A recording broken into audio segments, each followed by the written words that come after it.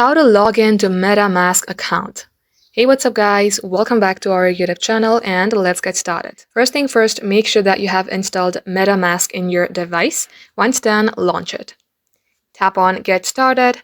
As it is so, you will see two options. Now, as we are about to get logged into your account, let's go ahead and tap on Import using Secret Recovery Phrase. Make sure that you remember your secret recovery phrase. Let's go ahead and tap onto it. And at this section, simply type in your secret recovery phrase. Once done, type in a new password.